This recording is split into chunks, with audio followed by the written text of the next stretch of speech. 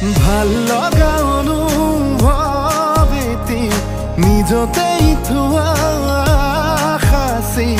আজি যেন চকুৰ আগতে সজি আকাশলে চোৱা না তৰা ফুলক সোধা না তুমি অহা বাটে সুবাসৰে ৰজনীগন্ধা পাহে পাহে কিদৰে বুজাম নিজক কিদৰে সজাম নিজক কিদৰে